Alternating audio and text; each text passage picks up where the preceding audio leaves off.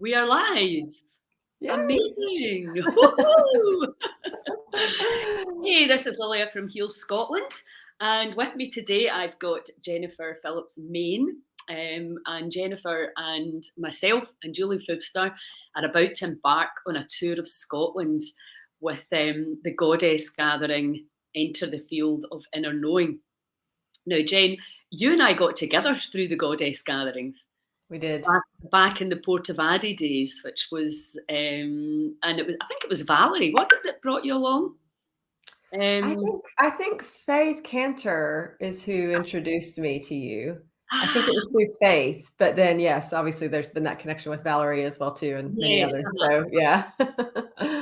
yes. So things have evolved and a lot's Mhm. changed, and I know that we've both been going through our own personal journeys and transformation, and yet again even more training. Yeah, of So course.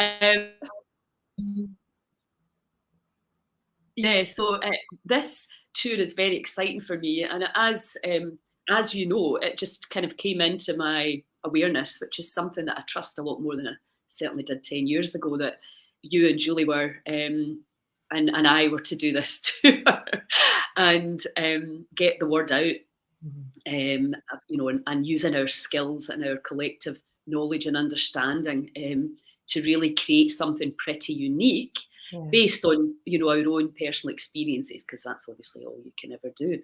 Mhm. So do you want to just talk a little bit? I mean, I love you've ceremonies which I think are really missing in our Western culture. And as somebody whose mum died during lockdown, we lost the ceremony of the funeral, which and the little rituals which would have been the family getting together and drinking tea and whiskey and crying and laughing. Yeah. So I think that's something that's really, really important for all humans. But also, who are we? What is the body, and why are we here? So can I just hand over to you to take it away? Sure. Yeah. Yeah. So, yeah, what I found over and over again through my work and well, just my life as well is that whatever healing process we're in, whatever questions we're asking, whatever that process is, ultimately it comes back to the two questions: who am I and why am I here? I think that everything we do in our lives, everything we try, everything we study, everything we explore, everything we experience is a way to explore those questions and gain some answers, hopefully. Sometimes we resist those answers. Sometimes we try to fight with them. But ultimately, it's an opportunity to explore that and try to answer that as best we're able. And so I find anytime I'm getting into a session or doing work with someone and we really get into those deep questions, we're in the right place. And I think a lot of, the process is about stripping back the stories and letting go the stories, the details, the identities, the labels, the roles we play, the obligations, all that stuff that is not who we are and not why we're here. It's really about stripping all that away so that we can get to the truth. Because really, we already know in the heart and soul of us. So I've been doing work around this. Oh, go ahead. Mm-hmm. Sorry, can I just cut in there, because I think that's a critical point about the inner knowing. Yeah. Is that we're remembering rather than learning. So, Remembering the word. and I think that's more palatable for a lot of people. That instead of going, what else have I got to learn? What else have I got to do? Because everybody's tired and overwhelmed, and we have the internet.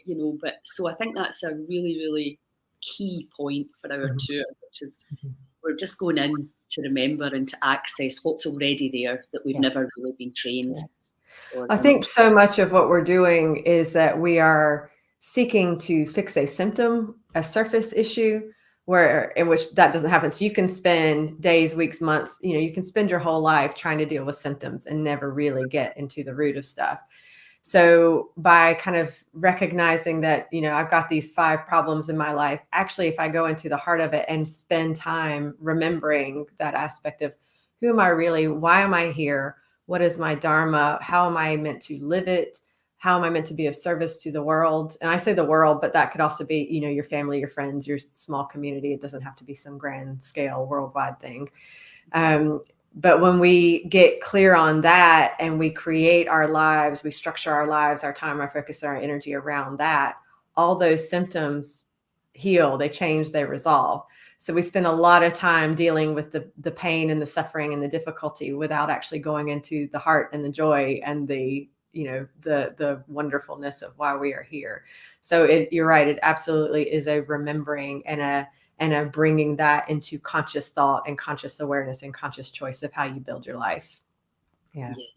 Mm-hmm. Exactly. And I always feel it's almost like 180-degree turnaround, isn't it? From where we thought we were up here in the conscious mind trying to fix. Yeah. And also part of that is assuming that somebody else will fix us. Yeah. And what assuming a plant or a mushroom will fix us, instead of actually going, do you know what, actually, let's have a look back in here. And that's, again, what we're going to be doing in this tour, the inner verse and the outer verse and how they interact, and how we can create something that is going to, will bring like-minded people together, obviously, and entertain and have a lot of fun, which we will do. Yeah. But also give people practical tools that they can use to practice. Because if they spend a weekend with us in a year, that still leaves a lot of time for undoing or not doing, or staying static in your joys. So we need to really be giving people the tools, the fishing rod. Yeah. Yeah. So can you talk about how what is it? How do you empower your clients? Yeah. So really what I do is I help hold a space or open up a space so that people can soften into themselves, so that they have the spaciousness and the ability to explore that. So a lot of, we get caught up in our daily lives. We're rushing around. We've got 80 things to do. We've got all these, I should do this. I ought to do this. I have to do this. And actually most people avoid time in silence or stillness or time with themselves. And that really is the answer to it. That's what's so fun. Because once you get through all the noise, you get into the peace and the clarity and the answers. So really a lot of what I'm doing is helping people, guide them into that spaciousness. And because we all, there are times where we all need a bit of support or help with that, or we just need, a reason or whatever to carve that out and to create that.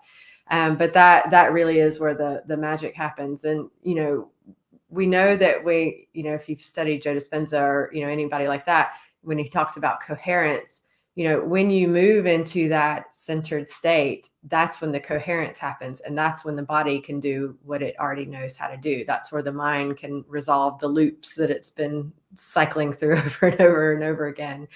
So it's really just creating that spaciousness for that.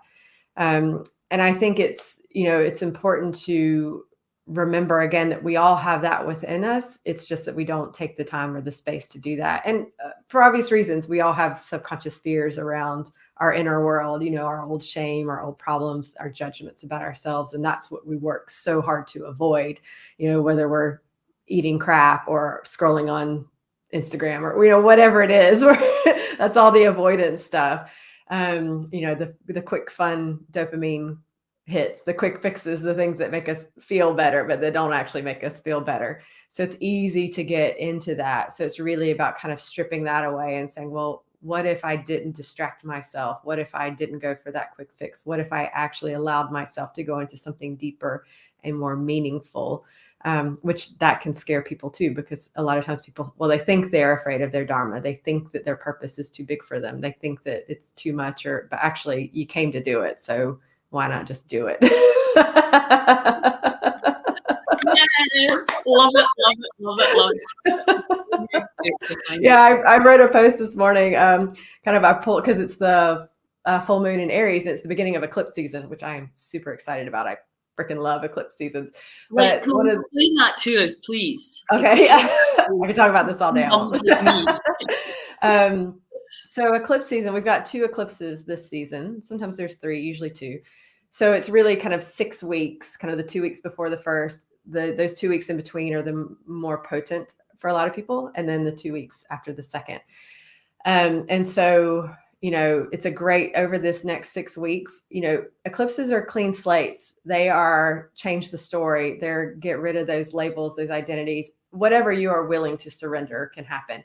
They also amplify the best. So they can also amplify the worst, but it's because we need to deal with it. So if people are struggling through eclipse seasons, that's the push, the shove, saying sort it out, like take a look at it and deal with it. You can't avoid it anymore.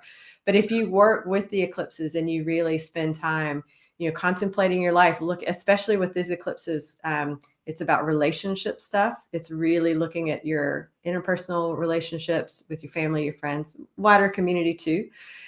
What's not working, what needs to evolve? Do I need to set some new boundaries? Do I need to get some clarity on these things? And then with the Taurus, the second eclipse is going to be about, how do I take all this and make it beautiful in my real life? Like, how do I take the divine within me and make it real? How do I plant some roots? How do I make it grow? So these are the things over the 6 weeks. And I pulled the card for the threshold this morning, and it is a threshold right now. We're at the edge of it. And kind of what kept coming through is like, either you can be a light, you can burn bright, you can be passionate and excited, and you can just, walk through that threshold with some courage and some bravery, or you can like get dragged through it, kicking and screaming and like fighting against it. I mean, those are your choices right now. You can choose how you want to do it, but you're going. Yeah. So what I encourage people to do is to, have some acceptance with it, do the work, take the time to work with the energies. Don't fight it. You just make yourself suffer. That's all it is. We just make ourselves suffer. We don't need to. Well, I mean, we cause all our own suffering, by the way by our perceptions, don't we? And 100%. The other thing I think is that, it's only recently, when I say recently, probably the last 5 years, maybe a bit more, that I've started to understand the kind of cycles of nature and the cycles of my body. I wish somebody had taught me, before I started menstruating, the power of these cycles and how to work with them rather than be a victim of them. But I suppose to some degree now, and also the full moon, when I lived in Malta, you could see the moon every single night. So it was very, very clear, the cycles. Mm-hmm. Whereas here, you might not see it again till April now. Yeah. That doesn't mean to say that it's not having an impact on you. And I think as we become more conscious, lighter, if we want to use the frequency words, then there's obviously huge excitement in that, but also there can be more chaos in that. And I've been doing some, as we were talking about before we came on, some cleansing, parasite cleansing. Mm-hmm. And I actually had this feeling, what am I going to do if I get more energy than this? A total nutcase, like, what? This is so exciting. And and I thought, isn't that interesting? There's a part of me that's very comfortable with the amount of energy that I have, rather than, so what else is possible?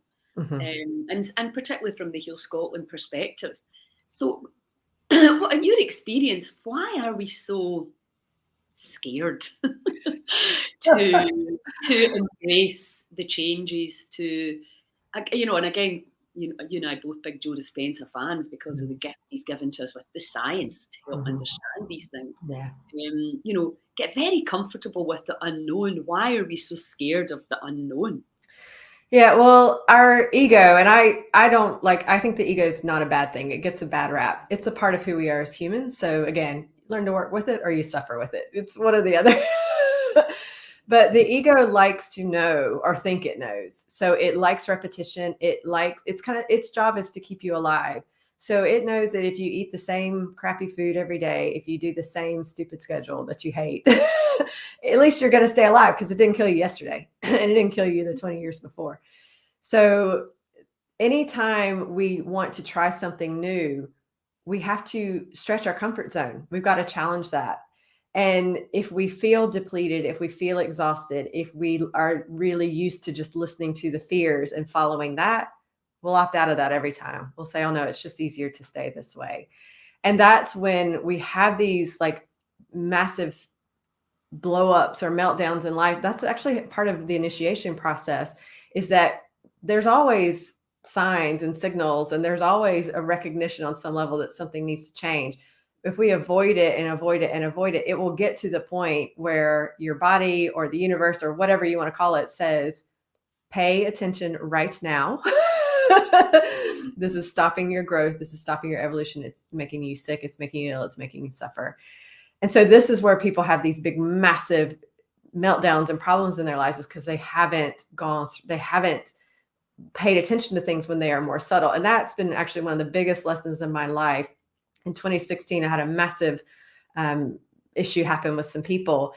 And in the moment when it was happening, I actually like dissociated from my body and like was like, what is going on? This is so painful. It's so awful. What is going on with this? But then afterwards, I could look back and over the year before and go, we should have had a discussion then. We should have set some boundaries then. Because in my mind, I went, oh, they're adults. They'll figure it out. And they didn't figure it out. So I allowed it because I didn't address it when it was smaller. And you can see this throughout your life. There will be times where you can address things you didn't, and then it becomes a big, massive issue. But it's because our subconscious mind, our ego wants to stay in the comfort zone. It wants to stay where it knows what things are. It's happy to play the roles because it gives you an identity. It helps you think you know who you are. But again, that's all nonsense. It's all illusion. Well, it's the illusion of security, isn't it? The illusion of security. Yeah. And I think, you've hit on other really important point. Again, from the Heal Scotland perspective, I believe we need to shift our perception on is, a symptom is the body communicating to you, not to cut bits off and take pharmaceutical drugs. Not always. On occasion, that might help. Sure. But in general, the body is a communication system. And I know, personally speaking, I had no idea my body was speaking to me. I used to teach aerobics, and I look back now and I think that's the only reason you're still alive, because 5 times a week I would put on loud music and dance and just get high.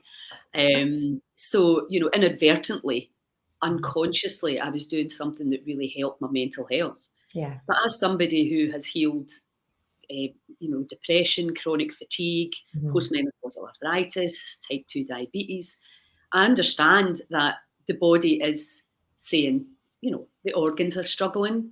Yeah. Usually, I think the Gerson method keeps it simple. You've not got enough of some stuff, and you've got too much of the other stuff. Too much toxicity and not enough light in terms of great food. Sure. So, but then that's the physical. I mean, for a long time I thought it was all about the food and exercise, and then now you realise that the food shrinks, and in comparison to how you're firing your vagus nerve every single day, even if there's been a huge trauma in the past. When you're staying in fight or flight, I mean, they're saying 80% of people are in fight or flight for most of the day. I mean, that exhausts you right there. Yeah. And, and I think, I don't know if you hear this as well, but people saying how busy and how tired they are, because that story then, because that's how they feel. Yeah. But it's, when we know when you rise out of these stories and these concepts, etc., that we've all got 24 hours in the day. And we can do things with joy and with clarity and with a bit of lightness, or we can be bogged down by it all. And ultimately that becomes a choice too. Yeah. But it's not a choice if you can't see it. Yeah.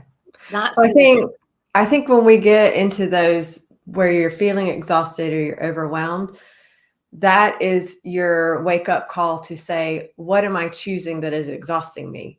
What am I doing that's taking up my time and energy that I don't actually want to do, that's not actually aligned for me, that's not healthy for me? And one of the first things I do with people is I say, what are you saying no to? Like this, what are you going to say no to? And all the excuses come up, all the reasons. I've heard them all. I've said them myself.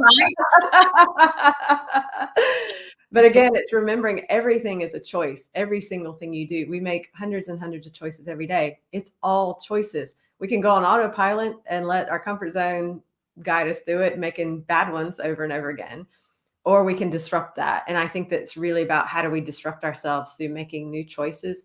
And when you start to do that, then you teach your subconscious and you teach your ego, oh, it's not going to kill me to like fill my day full of stuff I don't want to do.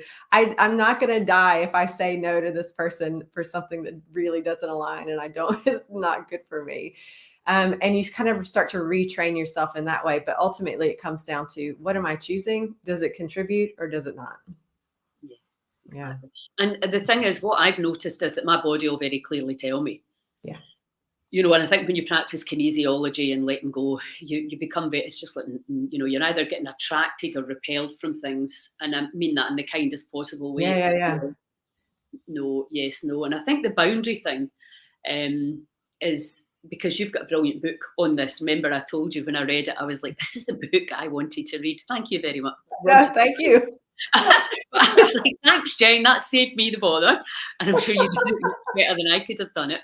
Because I think right now, when we look around, it's almost like they're trying to take all the you know what I mean? In society, boundaries are getting taken away from us. And is that why people are flailing? No, we need to have, because right now we still do need to have certain boundaries. Yeah. Would you agree? Or do we, or is that not true either? Well, I mean, I see, for me, boundaries is always a positive thing. I think they're like barriers and limitations. That's another thing that comes from a fear base and things like that.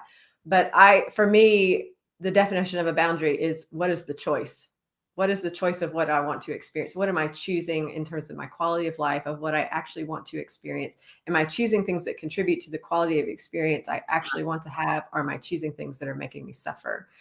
And I think that, again, we get caught up in all this obligation, all the conditioning of stuff around what's expected societally, familial, community. But again, it's really challenging that and saying, actually, well, is it true that that's expected of me? And even if it is expected of me, is it a healthy expectation? Because we know there's loads of stuff in society that, with capitalism, all this stuff where there are some really unhealthy perspectives and ideas and things that we bought into because it's what we grew up with and because that's how we believe things function. So I think when we start as individuals to challenge that and disrupt that within ourselves, then the systems have to change because our energy is changing and we're a part of it. And so that has a real ripple effect on the things that need to change on a wider scale. Yeah. And I mean, we are living in a time of change. There's absolutely no doubt about that. And if people are not really aware of that yet, well, they certainly are going to be. And change is scary and it can be uncomfortable. Or, it's that threshold again. Where are we going into this new way to see, be, have, do, feel, believe, perceive? Are we going to embrace it and be excited about it and get together and talk about it and make sure that we, we're all participating in it, rather than the kind of old way where I think a lot of people are like, well, what's the point? Yeah. Nobody listens to me, my voice doesn't count. Yeah. And, I think, that's one of the big problems. And again, really why I'm excited about the Goddess Gathering. One of the reasons is that, what is your purpose? Yeah. Because, we can bang on about nutrition and movement. And of course that is important. But if you're not excited about your day and about being on this planet, then the body just thinks, well, there's not really much point in me being here. And we don't really focus on that, do we, in terms of health and well-being? No. Well, I find it fascinating because we know on some level that we are these souls that are here in a different vibration to have a human experience. And we've chosen to have a human experience in this different vibration, in this different way, so that we can learn, grow, evolve, adapt, all those things. But there's part of us that feels homeless and alien all the time because we're like, this isn't home. But of course it's not. It's just not. And but it's having that harmony between, I know I'm not from here, but I know I've chosen to be here for important reasons. And so how can I make this as much like my home as possible? So this is that thing of how, when people talk about going to heaven, no, it's about bringing heaven to earth. How do we make this here now? How do we make it tangible and real? It's not something you wait for after you die. It's not something that you only get on psychedelics or through some altered state. No, you can build this here. And it is through the choices that you're making every day. And it may take some time to kind of work through that and start to weed things out and make some changes. And, that can be the evolution within you. That's that process. But but I think people are fighting so hard. I'm a human and I hate it. I feel like I'm in hell. I feel like I'm being punished. No, you're not here to be punished. That's not why you're here. You've chosen it for a reason. Embrace it. Yes, and obviously my main passion has been driven by my friend Joanna, who was diagnosed with leukemia when she was 15 and then died at 27. And that's, I kind of walked that path, a lot of which was absolute torture. My best friend's daughter, we had other children. I thought, how can a child get terminally ill? The pain. Then and of course the internet wasn't the same then. You couldn't get as much information as you can get now, which can also be a good and a bad thing. There wasn't that you just well, this is what we're doing and that's it. There's only one choice, and for a lot of people there still only is that one choice, but a lot of it now we're realizing there's other things that we can do and other ways to do it. So when you're faced with that terror of losing a child, for example, which is or a grandchild. I had a woman the other day that lost her grandchild. I can still feel that feeling. And how can we? And I said we have to have faith, because if we don't have any faith, then you might as well just kill yourself now. And that's what a lot of people are doing. Yeah. Do you believe? I know that you can see all sorts of shit that I can't see, that I hope to see. But I've actually started doing some Bible study classes because I'm interested to see, what's in there. And I knew that if I didn't do it with someone else, I wouldn't do it. The writing's too small for a start. And I'm like, it's having no faith, fear of death, fear of time, and not any idea of the magnificence of who we truly are. Is that making us sick as well? Yeah. And again, this is the contradiction that's so interesting for me, is that, again, as souls, we understand time, we understand death, we understand transitions between planes and vibrations, we understand the larger journey of the soul and how this life is always going to be temporary. However long you're here, it's always meant to be temporary. And I think as souls, we have a higher understanding and ability to reconcile this and understand it. Whereas obviously when you're in the human realm, it's sometimes harder to have those perspectives, and that creates the suffering with it. And that's not to dismiss anybody's suffering or pain or things like that they've been through, because again, we're humans, we're also meant to experience the full emotional spectrum, so we're all going to have these losses and difficulties and pain in our lives. But I think if we can allow ourselves again to remember, well, what is the bigger picture of this, and why is it that this person has been here for maybe a shorter amount of time than we think they were supposed to have? Again, it's all of our attachments and things that we think are supposed to be. What do I believe this is how it's supposed to be? And that creates suffering too, because we can't control what happens to other people. We can't control the ways they react or respond to things. So nothing ever works out the way we think it's going to. So that's the surrender part of it. But I love, I grew up going to church, and there's a lot of it I don't adhere to or buy into or things like that. But there are a lot of the teachings within the Christ consciousness and things like that I still value. A lot of the stories that are there are great lessons to learn from. And I think, any modality, religion, there's going to be a degree of truth in it. Some have more than others. So I think with anything, if you can just hone into the truth, you're going to find wisdom wherever that is. So I think it's not getting caught up in the dogma of it and kind of, you have to do this, you ought to do this, but kind of saying, well, why were they saying that in the first place? Like, what's the wisdom in that, where maybe it went off kilter a bit in the teachings because it's humans teaching it. So, yeah. Yeah. And I mean, I think that's the thing, that the word sin and, and also, the absolute abuse that we've seen coming out of a lot of these very trusted institutions and constitutions, that's put a lot of people off. And plus, you don't want to be told that every single thing you like to do is a sin. Yeah. I think, if we can look at, well, if you're living within the laws of nature, you're going to have more alignment. And if you live out with them, then you'll have less alignment. And that's a choice that you're absolutely free to make. And it's also, I suppose, comes down to how we're affecting each other. Because I think the other thing that I'm seeing now is if I'm taking great care of my body, not all the time, but if I am, and then my partner wasn't, And you're getting a bit older and you're like, well, I'm going to have to look after you. If you don't look after yourself, I'm going to have to look after you. So, there's going to be a balance that needs to happen here. We all need to understand that if we don't look after this to the best of our current ability today, then somebody else ends up having to look after it for you. And that's a situation we're seeing everywhere. Yeah, well, what I was going to say as well is that when you strip all these teachings back, and this is in Christianity, this is in Buddhism, I'm sure it's in others too that I am less knowledgeable about or less versed in. Really what they are all teaching is that if you move out of your vices and into your virtues, so the sin and so what are the vices, the addictions, those things that we are persistently choosing and following that we know bring us down, make us unhealthy, lower our vibration for people that use this terminology. When we recognize what our virtues are, what our values are, and we live from that. When people talk about becoming more high vibration, that's what it is. Live your gifts and live your virtues. That's it. People want to come up with all these complicated ways to do it. No, again, it comes back to, what am I choosing to express every day? What am I choosing to live every day? Is it the best of who I am? That is going to raise you into a higher vibration, which is going to raise your health, which is going to raise everything around you. Yeah.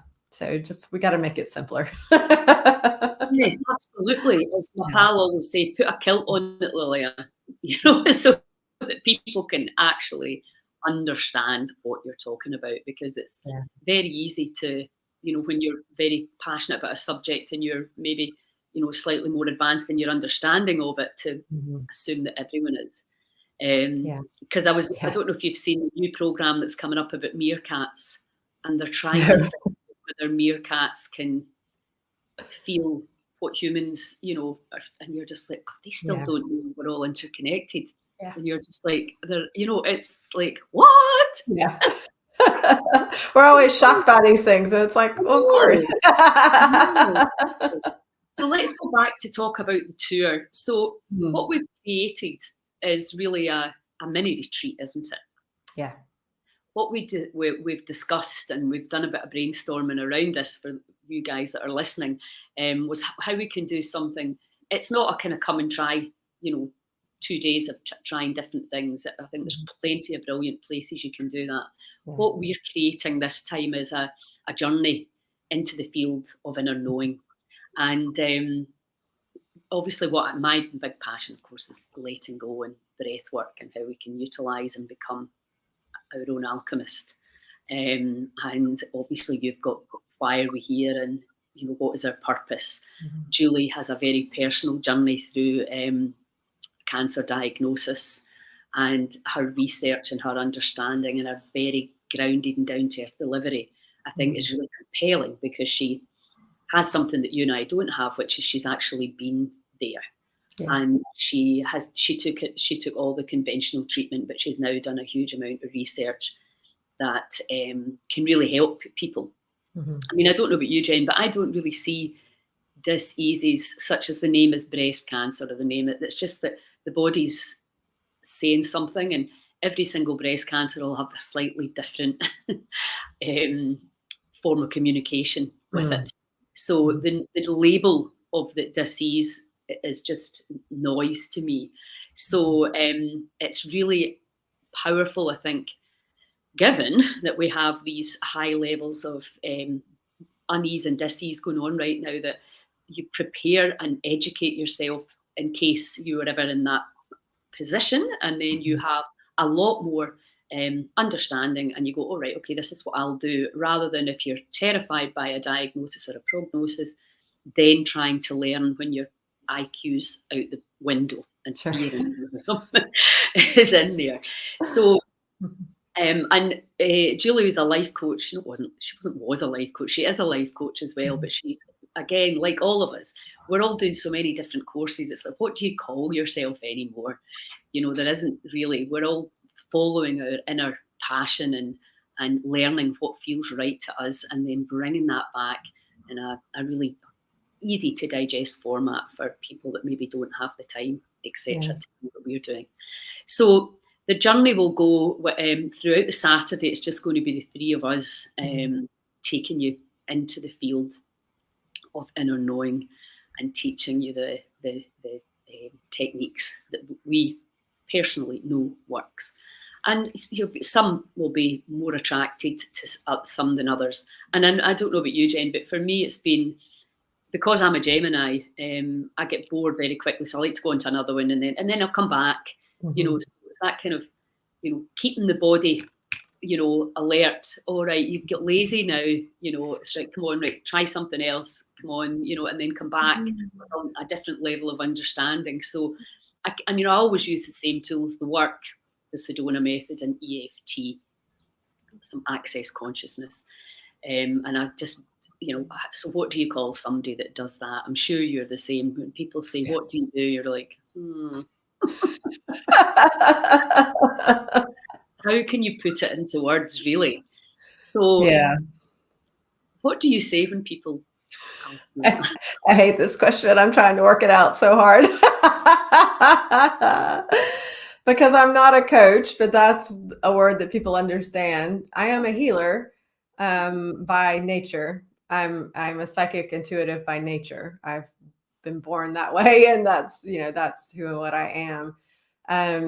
But really, what I'm focusing on is areas around initiation. So what are the journeys that people are in? What are the sticky point, that liminal space that people are struggling through because they know they're in this period of profound change, but they're struggling to work through it.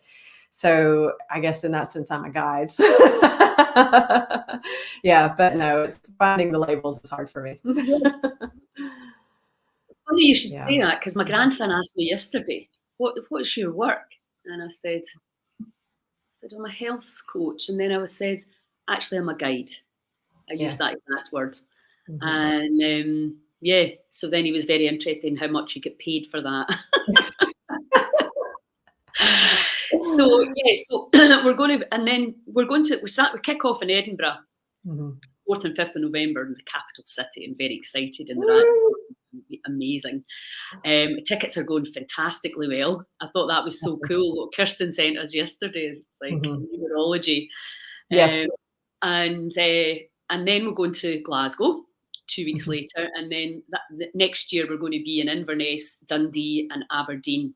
So and we're going to be on the Sunday. We'll be bringing in local healers, therapists, guides, whatever they want to call themselves as well.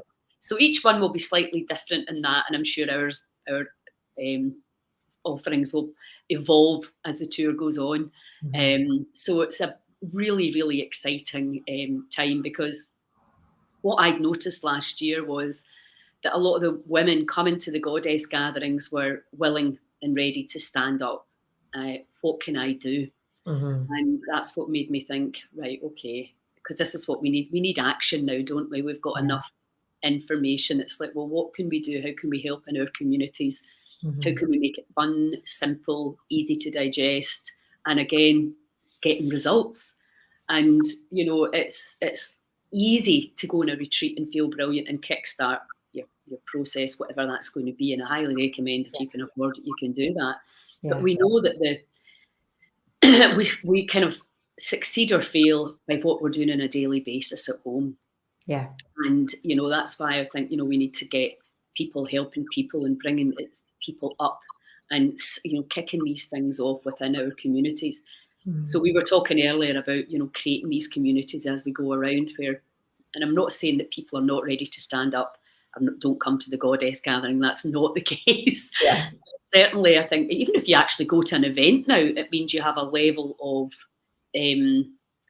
motivation, let's say, to learn and maybe move out your comfort zone, etc. So, and I really do believe that the change is coming through Western women.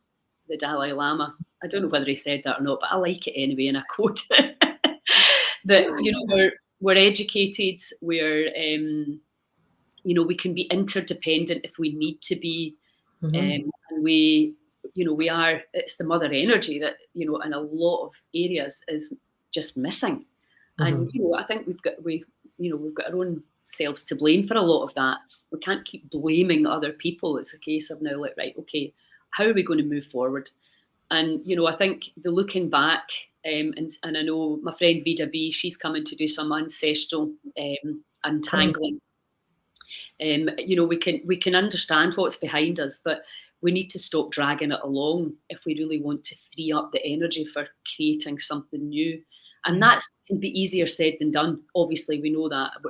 And there's some things that you just don't look at because you don't realize you're still carrying it. Yeah. So that's what's great about coming into a space like the Goddess Gathering in one of these major cities, is that, we will absolutely guide you. It's a safe place and space. We'll have the biofield viewer there so that you can really tap into that electromagnetic side, that vibrational side of you, and you'll be able to see how your energy field is impacted when you do certain things. Because, you have a gift that you can feel, and I've been with you plenty of times. I know that's happening. But for a lot of us, it's the seeing is believing, and really hoping that the biofield viewer really helps people to connect into that. There's things are moving, things are not moving. I'm feeling things, so we change that relationship with this thing that we call the body, which is of course way, way, way more magnificent and powerful than we've ever been led to believe. And it's one of my big gripes is that they've actually managed to terrify us of our own body. I say we've allowed that to happen. Our fear of death, our fear of what the body's doing, because quite simply we don't understand. It's like the body will be, hello, you ignored that, hello, and then it gets louder and louder and louder. And, we're now going into a place where, for a long time I focused a lot on the diet, because the diet in terms of people who are allegedly incurable or terminal is key. You're definitely going to get a much better result, but also we have faith in there, we have relationships in there, we have nature in there, we have intention, we have beliefs, we have perceptions, all of that is completely ignored, and is arguably, certainly from where I'm standing now, is coming to be even more important than anything else we do on this physical material side. So that's what we're going to be bringing and inspiring and educating and supporting people through. So can you just talk a wee bit before we finish up about, because I know are you still teaching theta? Because that's another powerful tool. Yeah, so I am stepping back from creating my own schedule and having people come in. What I am offering is, if people really want to take a class, they help me host it. They help me co-create it. So I am still open to teaching it, but where you're talking about community, I want community to help me do this. I'm tired of doing it all on my own. Exactly. For example, if there was enough people in Argyll would like to learn it, then they just pull together and you can come and teach. Absolutely. Fantastic. That's a great idea. Yes. And feels good. And can you also explain why the ceremonies and rituals are so important? Yeah, well, that's what you were touching on before. There are cultures that still have ceremony and initiation as a big part of their, their bar mitzvahs, their birthdays, there's graduations, there's, so there are ways that we celebrate these things, but I think we've lost some of the depth to it. We've lost the understanding of what it is to witness a person in that. You can go on Facebook and type happy birthday, and and that's great. Like, it's wonderful to have those, but we've kind of lost that real connection of how wonderful is it that you're here on this earth? How wonderful is it that you're growing and maturing and evolving? How wonderful is it that you've taken this time to study and, educate your mind and yourself and develop your skills and your mastery?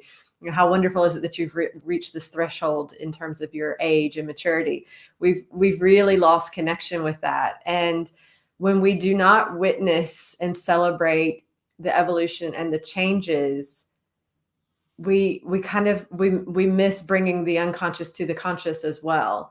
And so a lot of times we're feeling a bit lost or confused or all over the place. But again, we haven't gone within to bring those answers into the light and to really apply them into our lives. So what I do with initiation ceremonies, I do them in groups or one-to-one. And sometimes I create the focus, and sometimes it's about, the person or that small group and what they're wanting. But it's really kind of saying, okay, are there things getting in the way? Are there things you're still resisting within this? Some confusion, some fear. let's go in and resolve that stuff. So that could be ancestral, past life, this lifetime, whatever that is. But really, it's that bringing forth the soul journey and understanding and bringing that forward so that it then becomes an embodied piece of who you are, an embodied conscious part of who you are, so that you come through that ceremony and you feel changed on a fundamental level. So people obviously will allow that to whatever degree they allow, but that's the invitation. That's the hope. Yeah. And that's the key word, allow, isn't it? I mean, obviously, I talk a lot about trust and surrender, which is really what allowing is. And you know, I always describe it as, are the cells like this? No, you're not getting in. No, you're not getting out. Now you're like, okay, let's see what happens here if I let go, if I allow, if I trust and surrender. And it's kind of like, why are we so scared to let go? It's, I mean, do you think that is the fear of death ultimately? Yeah. So what's really fascinating is because we obviously have these ideas and perceptions around what death means. And again, we associate it with loss because something is ending. But what happens on an individual level is that we are afraid to have part of our identity die, because again, it helps us define. It means we think we know who we are. And so there's part of us that is grieving a loss, but again, it's usually for something that's not even true anyway, or something that's a phase that's meant to end and pass, because we are seasonal. We're meant to evolve through these different phases. And so again, as you're saying, it's that clinging on to the past and the clinging on to what I thought was supposed to be, or, again, whatever that stuff is. So I think also a lot of the work I do is helping people change their definition of death and change their perception of death, and recognizing that they are simply endings. And that actually, if you ever want a new beginning, if you ever want something new, that's not the first step. It's not planting the seeds. The death comes first. There's got to be space and spaciousness for something new to grow. So people talk about new beginnings. I'm like, what's going to die first? Like, something's got to die first. And it's not a sacrifice or a suffering or a thing that you have to force. It is the thing of, I don't even know where I heard this, but it's one of my favorite sayings of, are you watering dead plants? Like, so many people are trying to water dead stuff that's just finished and done, and they're trying to keep it alive. And I'm like, stop it. Let that be, the earth and the nourishment for what is to grow. So yes, I think a lot of it is we've got to change our perception around what death is and the associations with the suffering and the pain, and saying, actually, how amazing is it that there's space for something new? 100%. I had a very first-hand and painful experience around letting go.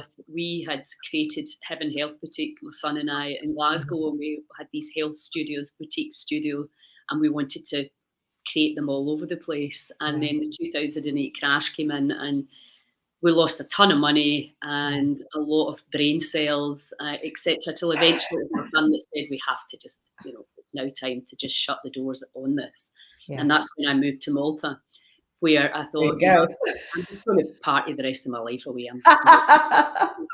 And then, of course, I get there, meet all these young spiritual humans. And then I was like, oh my God, you know this stuff, you teach this stuff. Yeah. Because I was like, failure is not an option, but it's not failure. No. The universe again will go, let go, let go, let go. And then it's just like, yeah. You're done. I can see a few comments here. Hi, May, how you doing? What do we become? The non-entity. This is what I've come to see with people that hold on to old ideas and fear. Absolutely. Mm-hmm. If anybody's got any questions that they'd like to ask before we finish up, please just drop it in the comment box. And even if if you're watching this and later on, we will get round to answering it. I'll put Jen's website and books at the Book and Boundaries. Particularly, you've got 2 books, haven't you? Well, I'm working on a second one at some point. But the first one is called The Space Between, and it's a book on conscious boundaries and conscious choice. I highly, highly recommend that, because I think, we need to, as much as yes, you can say yes to everything, there's a balance, isn't there? God, please start saying no. Yes, no. Well, listen, it's fantastic to see, and obviously we could chat on here all day. I know that you've got clients to see, so yeah, for those of you watching that are intrigued and interested in the Goddess gatherings, go to our events page and you'll see all of them there. Please help us by sharing the events. That's the biggest thing you can do for Heal Scotland at the moment, is spread the word. Yes. And if you're coming, invite some friends, like invite your family members, or invite your sister or aunts or whatever. Bring people with you. Make it amazing. Buy it for them for their Christmas. Yes. Oh God, the key word. So you're going to have an absolute ball, and Jen and I are very similar. We laugh a lot when we're together, and we know that lightheartedness is really missing from a lot of people's lives right now. So it's not serious; it's fun and it's joy filled, and we can really, but obviously we can really help you release and heal things that you've been carting around maybe for lifetimes. So well, thanks a million, and we're on this new platform today, and I think we did that quite well. Great. Great platform. We're on StreamYard and we're going out. So Kirsten's just posted the Goddess Gathering link so that you can see, maybe you want to come and join us in more than one city. And we're very excited to get this information out and to create new networks all over the country. So, well, listen, thanks a million, Jen. I will, actually, the three of us are going to come on, nearer the time, you, myself and Julie, and we'll have another chat, we'll have another live, and we can discuss. So, let everybody know, share the events for me, for us, for the charity. All the money's going to Heal Scotland. We're getting serious now. There's energy and momentum gathering, and we all have gifts to share. So let's just do it. Awesome. Absolutely. Okay, have a great weekend, everybody. Thanks a million, Jen. Chat soon. Thanks so much. Ciao. Yes.